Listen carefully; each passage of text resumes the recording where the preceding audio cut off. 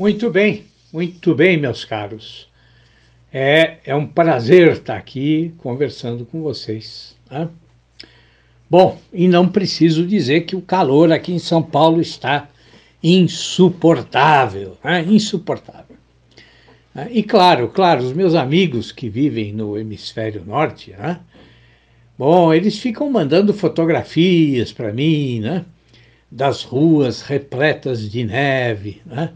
Deles e de toda a família andando lá agasalhados, né? Das salas de estar com a lareira acesa, né? E tudo mais que possa aí humilhar, né? Este pobre professor obrigado a viver num país tropical, né? Mas é nessas horas que você conhece os verdadeiros amigos, não é mesmo? Todo mundo fica me mandando fotografia e certamente o objetivo não é o de me humilhar, não é? Não. Mas é o de me incentivar, né? É o de gerar esperança no meu coração, né? É a esperança de que aí, a partir de junho, quem sabe, começa a nevar aqui em São Paulo também, não é? O que, o que certamente, né? Mas, nossa, com certeza absoluta vai acontecer, né? Bom, mas olha, eu espero que vocês tenham assistido ao vídeo que eu coloquei no meu canal do YouTube no sábado, né? Um vídeo em que eu falo aí a respeito de um livrinho magnífico do Emílio Mirey Lopes, né? Que se chama Como Estudar e Como Aprender. Não vou ficar falando aqui do livro, mas olha, é um manual incrível, escrito aí numa linguagem muito simples, muito clara, e que resolve uma infinidade de dúvidas dos estudantes em geral, né? Bom, para vocês terem uma ideia, o livro ensina até como é que você tem que grifar um texto, né? Como é que você deve ler textos, ler livros, né? Como é que você faz para não ser derrotado pelo cansaço mental, né? Então, assim, é um manual excelente, tá? É um livrinho aí de 90 páginas, mas, puxa, olha, a utilidade dele não tem limites, não tem limites, né? Mas hoje aqui eu quero continuar, né, no tema do meu último áudio, né, quando eu falei com vocês a respeito do Robert Louis Stevenson e da nova tradução do seu romance, né, A Ilha do Tesouro. Bom, mas e por que eu quero voltar a esse tema? Bom, porque eu acho que a experiência do Stevenson, enquanto ele escrevia o romance, né, pode ser útil para todos aqueles que querem ser escritores ou que querem aí, de repente, estudar, né, como é que pode ocorrer o processo de criação literária.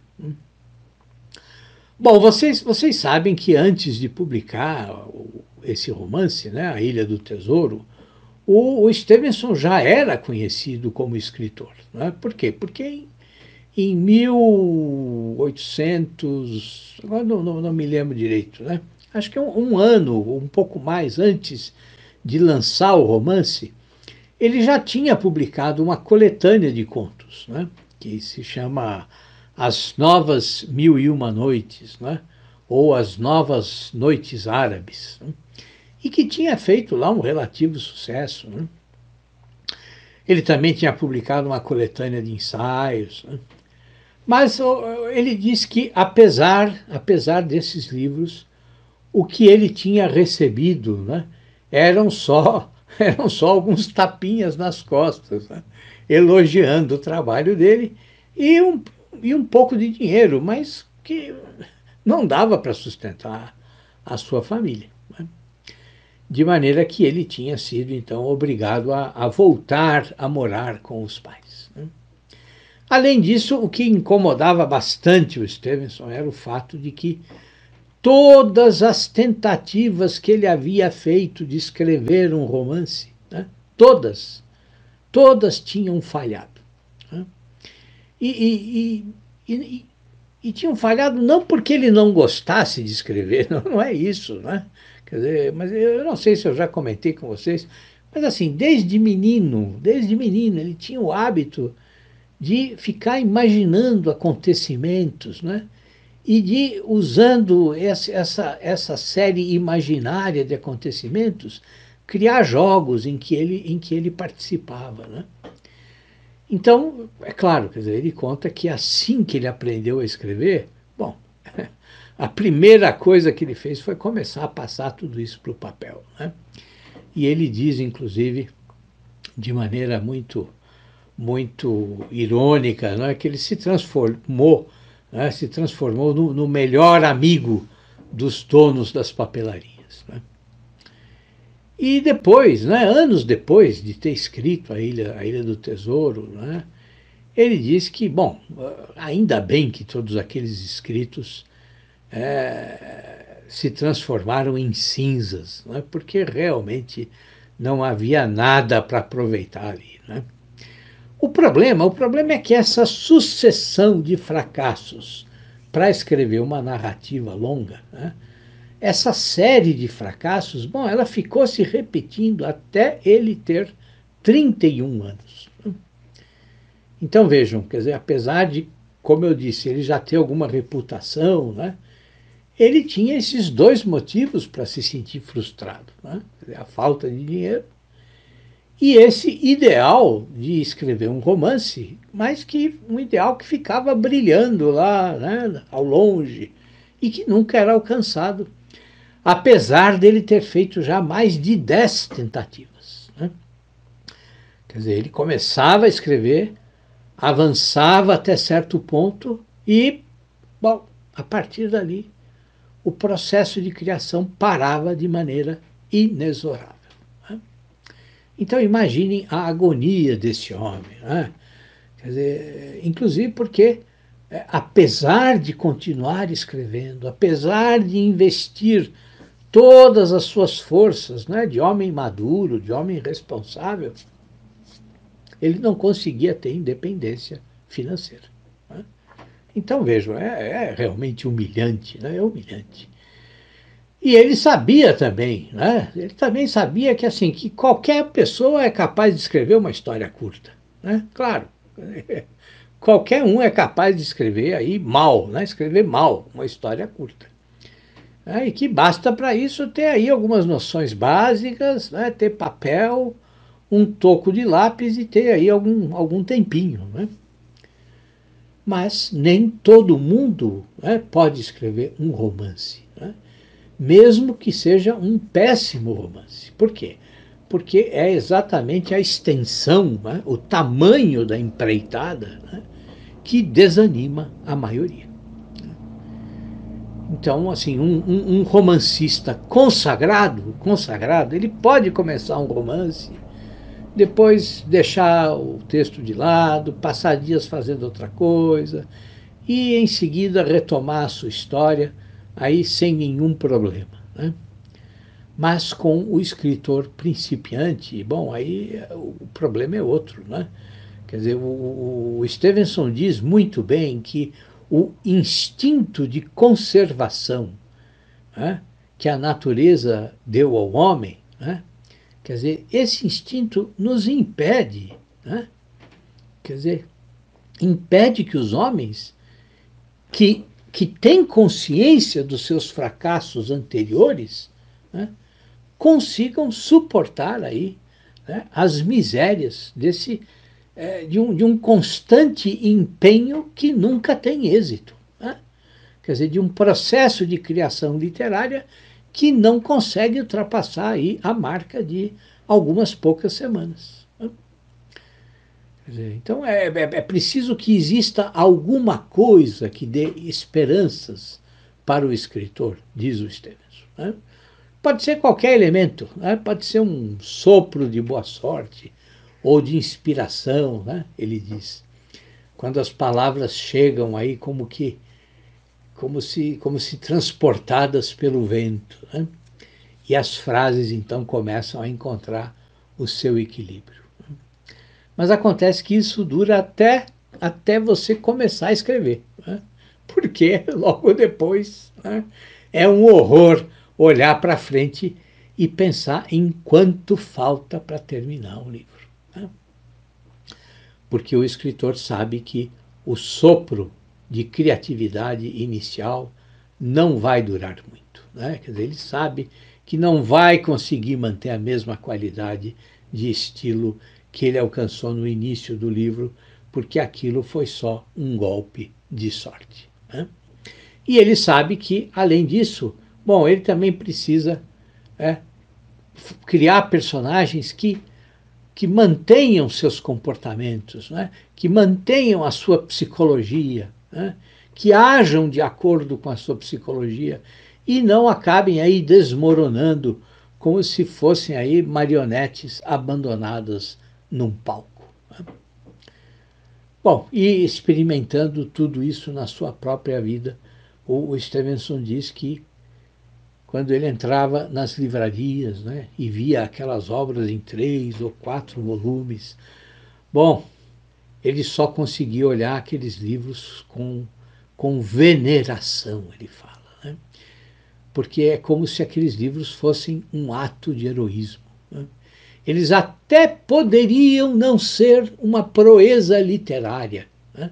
Eles falam, ele fala, mas eram um ato heróico de coragem e de resistência física e moral, né? Bom, mas vejam só o que vai acontecer com ele, né? Vejam como os acontecimentos podem mudar a vida de uma pessoa, né? De uma pessoa que está aberta às mudanças, né? E que deseja realmente alcançar o seu sonho, né? Bom, num período aí de muitas dificuldades materiais, né, quando ele tem então de voltar a morar com os pais, numa região da Escócia, da qual ele gostava muito, né, porque era a região na qual ele tinha nascido, né. Bom, ele está ali e tal, mas o que acontece? Alguns meses depois, a tuberculose voltou a se manifestar de forma violenta e ele tem então de procurar uma outra região para viver, né? Uma região de maior altitude, né? Onde o ar fosse mais puro, né? E, bom, a esperança era de que isso talvez ajudasse ele a se recuperar. Bom, mas nessa região para a qual ele muda, quer dizer, além do vento tremendo que tinha ali, bom, chovia constantemente, né? E isso obrigava ele a ficar fechado numa espécie ali de uma espécie de pensão em que ele foi morar, né? Bom, mas acontece que um dos moradores do local era um jovem, né, que estava ali de férias, né? E esse jovem, bom, ele não tinha interesse nenhum em literatura, ele só gostava de pintar e de desenhar. Bom, e o Stevenson está lá, né, preso nesse lugar, sem ter o que fazer, e acaba batendo papo com o garoto, com o jovem, faz amizade com ele e começa também a fazer uns desenhos, né? E uma vez lá, desenhando de maneira livre, ele desenha o mapa de uma ilha, né? Mas era um mapa complexo, né? Com portos, com variações do relevo, né? E então, obedecendo aí, né, o que ele chamou de a inconsciência dos predestinados, né? Ele pega e, quando ele termina o desenho, né, quando ele termina o mapa, ele dá o nome de A Ilha do Tesouro, né, para o seu mapa. Bom, o Stevenson diz que muita gente não percebe, né, a beleza e a magia que nascem dos mapas, né, com as suas montanhas, os seus rios, as suas florestas, né, mas que qualquer pessoa com um mínimo de imaginação, quando começa a estudar um mapa, né, bom, ela é tomada pela fantasia, né, e passa a andar por todas aquelas regiões, né, começa a se imaginar dentro do mapa. Bom, e com ele também foi assim, né? Quando ele começou a prestar atenção, né, no próprio desenho, né, os personagens começaram a surgir, né? Começaram a aparecer, saindo daquelas florestas imaginárias, né, e caminhando pelas praias, pelas colinas, né? O Stevenson conta que eles saíam dos seus esconderijos e vinham na direção dele, né? E depois iam de um lado para o outro da ilha, lutando para encontrar o tesouro, né? E quando ele se deu conta, quando ele percebeu, ele já tinha um monte de anotações, né? E já tinha planejado uma série de capítulos, né? Mas assim, quantas vezes, né? Quantas vezes ele não tinha passado por isso já, né? Então vejam, ao mesmo tempo, quer dizer, ele sentia a possibilidade de um novo fracasso, né? Mas também não conseguia parar de pensar que aquela história tinha novos elementos, né? Elementos com os quais ele não tinha se preocupado antes, né? Quer dizer, principalmente o fato de que, desde o início, ele pensava na história como se ela fosse escrita para jovens, né? Para garotos, né? E isso fazia ele pensar que, talvez, por esse motivo, né, ele não tivesse de se preocupar muito com a psicologia dos personagens ou com uma escrita muito literária, né, muito estilosa, né? E então, quando ele imagina o jovem protagonista, ele decide então que ia deixar o seu personagem só com alguns traços marcantes, só com os traços que fossem essenciais para a história, né? A força, a coragem, a rapidez e uma inteligência incrível, né? E então, numa fria manhã de setembro, ele começa a escrever o livro, né? E quando ele sentou perto da lareira para escrever, né, naquela primeira manhã, ele não tinha ideia. Ele não tinha ideia de que os personagens, os fatos, todo o enredo, né, tudo ia começar a surgir na sua mente, né? Ele usa uma figura muito bonita, né, como se obedecesse ao movimento das marés, né? Quer dizer, e ele também não imaginava que dias depois, na hora do almoço, ele já estaria lá lendo para sua família o resultado do seu trabalho, né? E ele também não imaginava que aquele jovem pintor que se tornou amigo dele fosse se animar com a história, né? O que de fato aconteceu. Mas o que deixou o Stevenson realmente surpreso foi o entusiasmo do seu pai, né? Quer dizer, ele disse que o pai, quando ouvia os capítulos, o pai se transformava num menino, né? Quer dizer, era como se o pai tivesse sido capturado pela história, né? Capturado como se fosse um menino ingênuo, né? E dava opiniões, e sugeria a continuidade da história, e se empolgava como se fosse ele o escritor, né? Bom, e durante aqueles dias aconteceu outra coisa inesperada, né? Eles receberam a visita de um amigo, um médico, que trazia a notícia de que um editor inglês estava em busca de novos escritores para a sua revista, né, a Young Folks, né, onde de fato o romance foi publicado a primeira vez, né? Então o Stevenson imediatamente lê para o médico os capítulos escritos, né? Bom, e o amigo, esse médico, também se empolga, né? E decide levar com ele uma cópia, né, do que já estava escrito para oferecer ao editor. Bom, mas vejam só o que aconteceu, né? Durante 15 dias, o Stevenson escreveu 15 capítulos. Mas quando ele começou o capítulo 16, ele mais uma vez se sentiu perdido, né? Todas aquelas sensações ruins voltaram e ele não sabia mais como levar adiante a história, né? Quer dizer, era como se ele não tivesse mais nada para falar. Né? Mas acontece que assim, quer dizer, as primeiras provas do editor que tinha aceitado publicar a história, as primeiras provas começaram a chegar, né? Então, durante algum tempo, ele só se dedicou a isso, a corrigir minuciosamente as provas, né? E nos momentos de descanso, né, quando ele caminhava lá pela região, ele se sentia dividido, né? Quer dizer, por um lado, ele tinha a alegria de ter conseguido aqueles capítulos, né?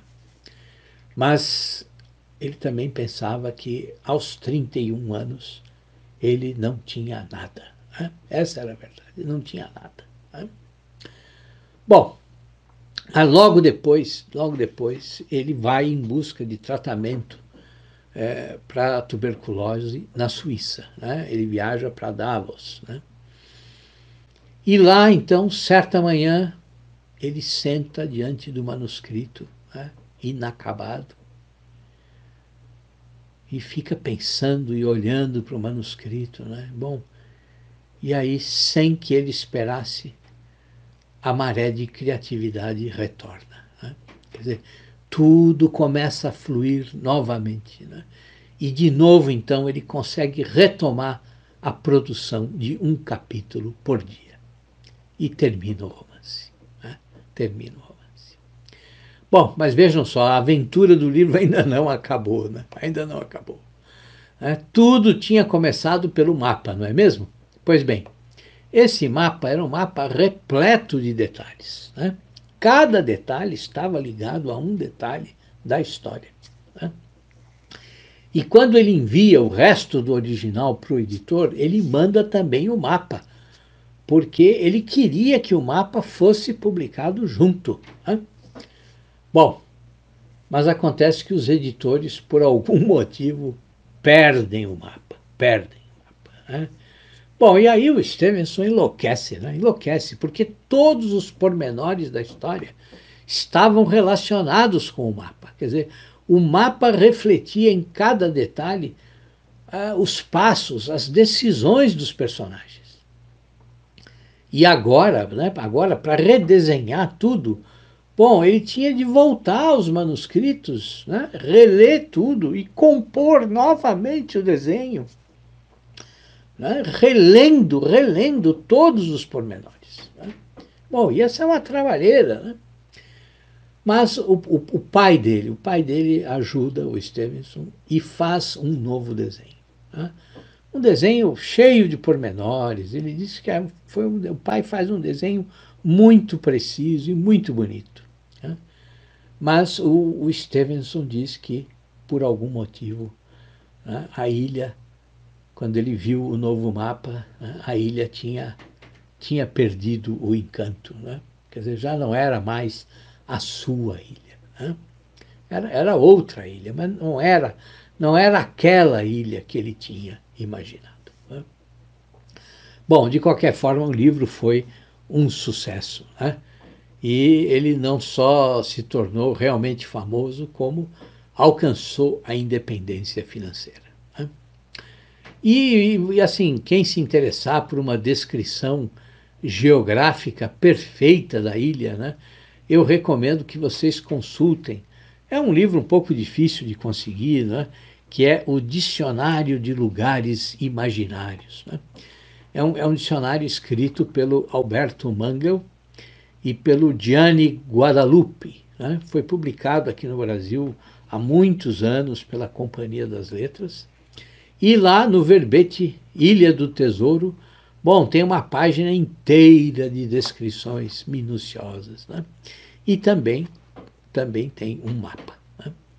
Bom, mas antes de terminar, eu quero fazer uma observação importante. Né? Eu acho que é uma observação fundamental. Né?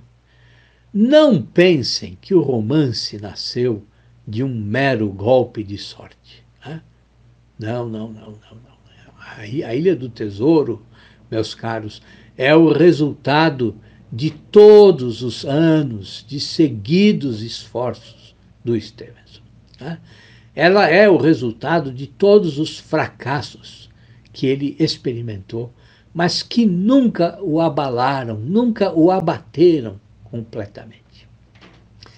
Esse romance incrível é o resultado de uma mente que passava os dias dominada por uma só preocupação: criar, escrever, né? Alcançar os seus objetivos. Né? E essa, para mim, é a principal lição, né? desse verdadeiro drama que foi a criação desse livro. Né? Quer dizer, a literatura é esforço, é persistência, né? É não desanimar nunca, nunca. Tá certo? É isso, meus caros. Um grande abraço em todos vocês. Tudo de bom, pessoal.